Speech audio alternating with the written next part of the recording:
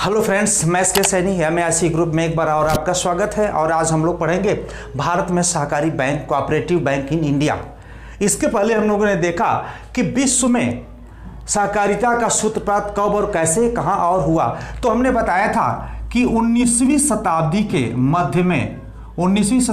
मध्य में जर्मनी में यहूदियों के द्वारा ऋण दिया जाता था। यहूदियों के द्वारा ऋण देने का काम किया जाता है। जिस प्रकार भारत में सेठ, साहूकार, बनिया, देसी बैंकर्स आदि ऋण देने का काम करते हैं ग्रामीण जनता को, उसी तरह से जर्मनी में ग्रामीण जनता को छोटे स्तर पर ऋण देने का काम यहूदी लोग किया करते थे। यहूदियों का जो ब्याज दरें था वो बहुत अधिक था, ऊंची था, ब्याज दरें बहुत अधिक था, रेट ऑफ इंटरेस्ट हाई था। तो इन्हीं समस्याओं के समाधान के लिए जर्मन में दो विद्वान ने सहकारी साख समितियों की आधारशिला रखा, जो इसको शहरी साख समिति एवं ग्रामीण साख समिति। तो शहरी साख समिति के अंतर्गत हरमन सुल्ज डेलिस का नाम हमने कल जिक्र किया था। हरमन सुल्ज डेलिस जो हैं वो शहरी साख समिति के सूत्रपात करता है, यानी जन्मदाता है। और फ्रेडरिक विलियम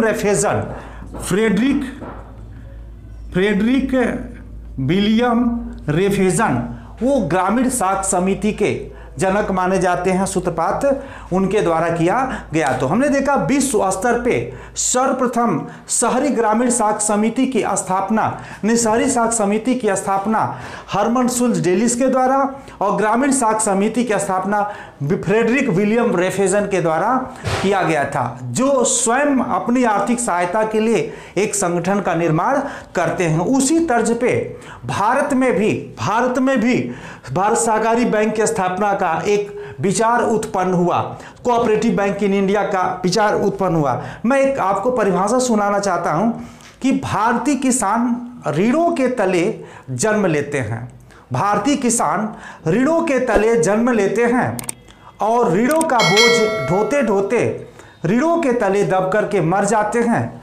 फिर भी भारतीय किसानों का ऋण समाप्त नहीं होता, खत्म नहीं होता। इसी आधार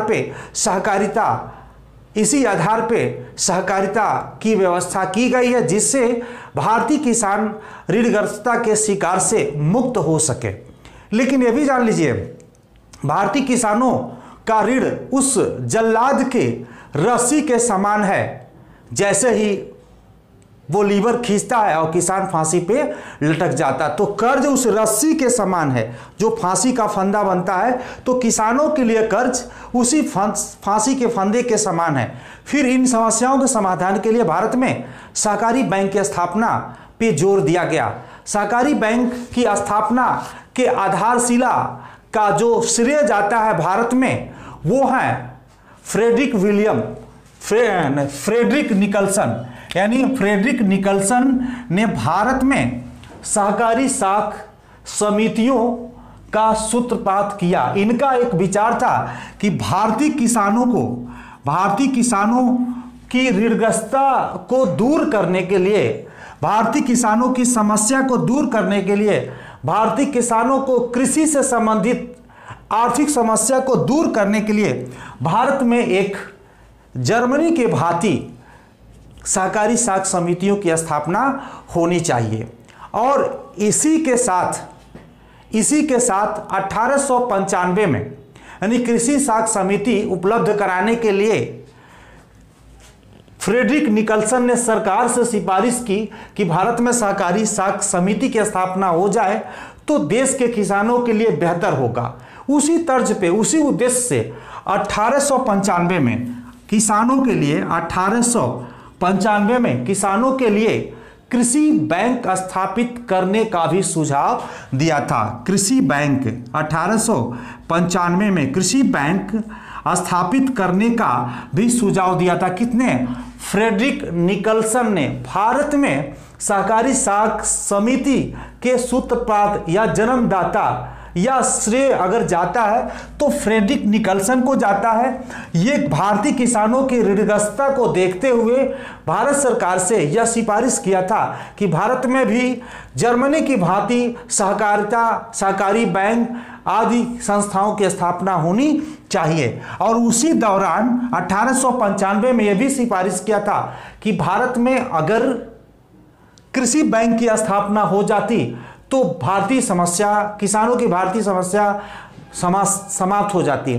तो इस तरह से हमने देखा कि और भी बड़ी समस्याएं रही और इस पे विचार करते हुए भारत सरकार ने 1901 में एक अकाल आयोग की स्थापना किया। 1901 में अकाल आयोग की स्थापना हुई, अकाल आयोग।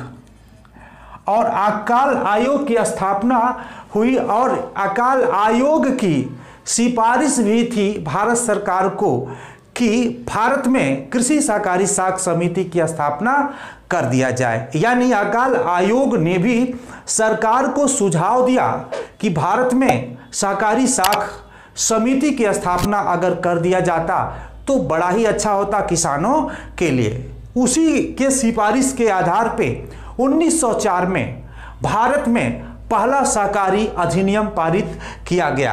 यानी 1904 में यही सिफारिश पे 1904 में पहला सहकारी अधिनियम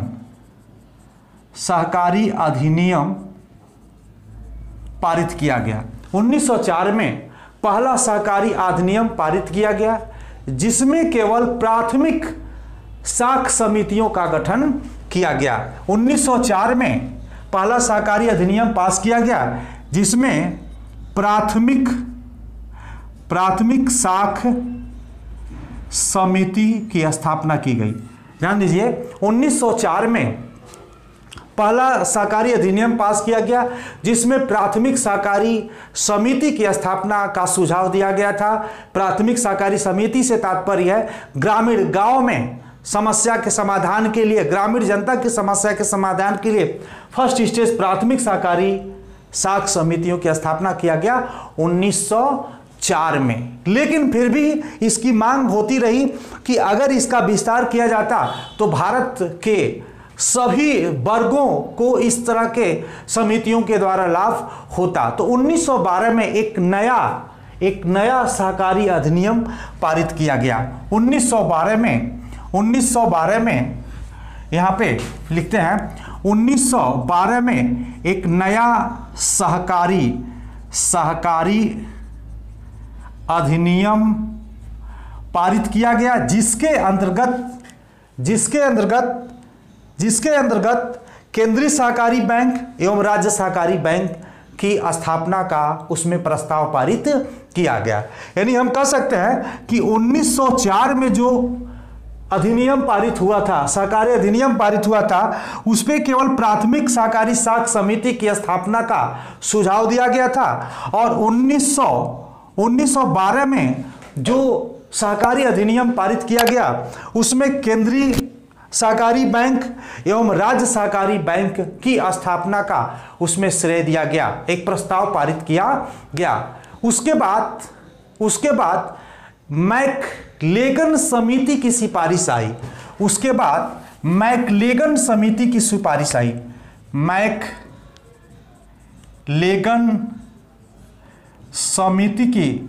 सिफारिश आई कि क्यों ना सहकारी समिति को प्रांतीय विषय बना दिया जाए, सहकारी समिति को प्रांतीय विषय बना दिया जाए। तो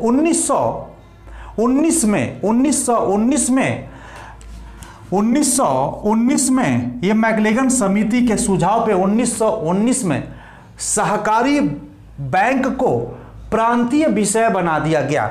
मतलब पूरे देश स्तर पे सहकारी समितियों का स्थापना होने लगा। देश के सभी कोने कोने, राज्य, गांव की जनता इस समिति से लाभान्वित होने लगी और देश के किसानों को एक आर्थिक गति मिली जिससे किसान कम समय में बहुत तेजी से अपना ग्रोथ करने लगा। लेकिन 1929 1929 में महान मंदी का दौर आया, विश्व मंदी का दौर आया, जिसके वजह से सभी तरह के आर्थिक समितियां, आर्थिक संगठन, बैंक्स, व्यापार आदि पूरी तरह से चौपट होने लगा, धराशायी होने लगा। बहुत सारे बैंक भी फेल हुए। तो इस तरह से कुछ समय के लिए देश की अर्थव्यवस्था या विश्व की अर्थव्यवस्था खराब सी हो गई थी। उस समय इस समितियों के ऊपर भी एक बड़ा झटका लगा था। लेकिन 1935 में 1 अप्रैल 1935 में आरबीआई की स्थापना हुई, रिजर्व बैंक ऑफ इंडिया की स्थापना हुई। और रिजर्व बैंक ऑफ इंडिया की स्थापना के बाद इन समितियों पे रिजर्व बैंक ऑफ इंडिया का ध्यान जाने लगा और आर्थिक सहायता कर इस समितियों को विस्तार पे अपनी नीतियां बनाई, जिससे देश के समस्त किसान इससे लाभान्वित होने लगे, इसे बचाने का काम किया। आज वर्तमान में सहकारी साख समितियों की स्थिति बहुत खराब है। इसके बाद हम लोग पढ़ेंगे, इसमें बहुत सारी समस्या कहाँ से आई, इसका अध्ययन करेंगे। उसके पहले हम आपको एक चीज़ और बताना चाहेंगे कि भारत में सहकारी साख संस्थाओं का वर्गीकरण, यानी भारत में सहकारी साख संस्थाओं का वर्गीकरण या स्थापना त्रिस्तरीय स्तूपाकार या हम पिरामिड कह सकते हैं। यानी भारत में सहकारी समिति का जो स्तर है ये त्रिस्तरीय है, यानी ग्रामीण स्तर पे, सबसे पहले ग्रामीण स्तर पे, फिर उसके बाद केंद्रीय स्तर पे, उसके बाद राज्य स्तर पे। एक चीज़ और आपको मैं बता दूं, केंद्रीय सहकारी बैंक जिला स्तर पर स्थापित होती है, इसलिए मैंने लिख दिया था। केंद्रीय सहकारी बैंक जिला स्तर पर स्थापित होता है और राज्य सहकारी बैंक राज्य स्तर पर, स्टेट स्तर पे स्थापित होता है। तो देख सकते हैं भारत में सहकारी संस्थाओं का वर्गीकरण, प्राथमिक साख समितियां जो गांव स्तर पे होती है, केंद्रीय सहकारी बैंक जो जिला स्तर पे होती है, राज्य सहकारी बैंक जो राज्य स्तर पे होती है। तो प्राथमिक साख समितियों में 2 पार्ट कर दिया गया है, प्राथमिक कृषि सहकारी साख समिति और प्राथमिक गैर कृषि सहकारी साख समिति। तो दोनों का थोड़ा सा 2 मिनट में बता दें। प्राथमिक कृषि सहकारी साख समिति से तात्पर्य है इसमें 75% जो सदस्य होंगे इसमें किसान होंगे, 25% अदर हो सकते हैं। ये केवल गांव के किसानों के लिए ये स्थापित समिति होती है, जो व्यापार के दृष्टिकोण से इसमें कर्ज या ऋण देने का काम नहीं किया जाता, केवल किसानों की आर्थिक उत्थान या उपभोग और उत्पादन कार्यों के लिए, अक्सर ये उत्पादन कार्यों के लिए ऋण देती है, जिससे समितियों के पास जो पैसे आप ले जाएं वो रिटर्न हो सके। तो प्राथमिक गैर कृषि सहकारी साख समिति का मतलब होता है कि गांव, छोटे चौराहा स्तर पे इन तरह के समितियों की स्थापना या छोटे मोटे कस्बे स्तर पे इसकी समिति की स्थापना की जाती है कि वहां के छोटे मोटे कामगार, मजदूर या दुकानदार या छोटे मोटे उद्योग धंधे करने वाले ऐसे व्यक्तियों को ऋण की जरूरत अगर पड़ती है तो इस समितियों से ऋण लेकर के अपनी आवश्यकता की पूर्ति करते हैं। जैसे चाय की दुकान, पान की दुकान, साइकिल की दुकान या कापी, छोटे मोटे कापी किताब की दुकान या छोटा मोटा किराना स्तर की दुकान, ऐसे लोगों को शहरों में ऋण की जरूरत पड़ती है। तो इसके लिए प्राथमिक गैर कृषि सहकारी साख समिति की स्थापना की गई और ये केवल ओनली किसान के लिए, ग्रामीण जनता के लिए जो कृषि कार्य के लिए ऋण लेते हैं। तो इस तरह से हमने देखा प्राथमिक सहकारी साख समिति को 2 पार्ट में बांट दिया गया है, प्राथमिक कृषि सहकारी साख समिति और प्राथमिक गैर कृषि सहकारी साख समिति। तो इस तरह से यहाँ पे केंद्रीय और राज्य स्तरीय का कोई पार्ट नहीं है। आज के लिए इतना ही, नेक्स्ट वीडियो में एक एक काम करके डिटेल अध्ययन करने का प्रयास करेंगे। आज के लिए इतना ही और चाहेंगे कि ज़्यादा से ज़्यादा शेयर, सब्सक्राइब एवं लाइक्स करें ताकि इसे और भी मैं आपके साथ रुचि के साथ बना रहूं। Thank you.